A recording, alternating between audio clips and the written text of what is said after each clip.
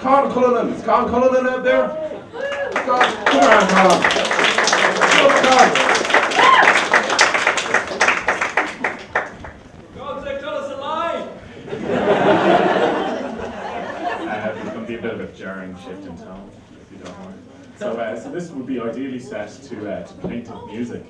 So if you could all imagine some sad and plaintive music in the back of your mind as I'm reading this. I haven't done anything like this before, but don't worry, this is going to be just as painful for me as it is for you. You're going to have to forgive me for reading as well. I've been into this before, and learning it off by heart might have required a modicum of preparation. Right. I recently moved back into a rented house which I vacated for 9 months. I'd sublet it by the way, but while slightly nervous, I was on the whole very much looking forward to coming back to my bedroom. I really quite liked my bedroom.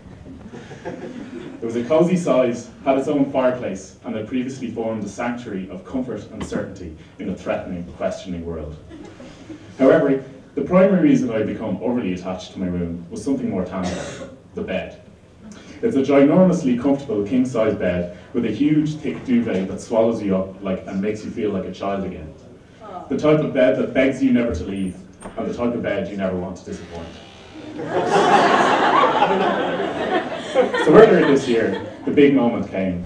Arriving back in the room for the first time, it was like meeting an ex-girlfriend. You notice little changes, you don't know where exactly to put yourself, and when your eyes accidentally meet, she looks away nervously. It was a strange combination of the familiar and the foreign, and conversation was stilted at best. But slowly, I began to relax.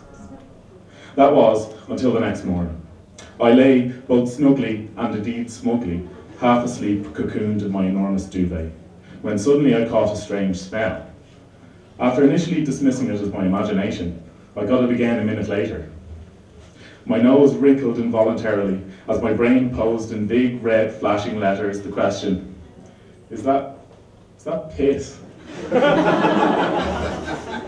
And sure enough, as the day progressed, it became increasingly clear that this was definitely the case. There are few things to disabuse you of homely sentimentality than lying in your bed as the smell of someone else's urine drifts around the room. Putting disconcerting questions of origin aside, I set about a campaign of investigation and eradication. Windows were permanently opened, odour-eating sprays liberally applied, and eventually a dehumidifier commissioned to suck any remnant of moisture from the room. From the beginning, the prime suspect was naturally the bed, my bed. It was painful to bandy around accusations like that, but it was best I was honest with myself. However, evidence would soon emerge that ultimately exonerated the bed of any wrongdoing and conclusively pointed the finger of guilt at a specific area of the carpet. After a number of industrial assaults on the carpet, the smell is now on the run, but victory is not yet assured. This has been a battle that I will not lose, but the costs may nonetheless run deep. I'm not sure my relationship with my room will ever be the same again. A relationship tainted as it now is with piss.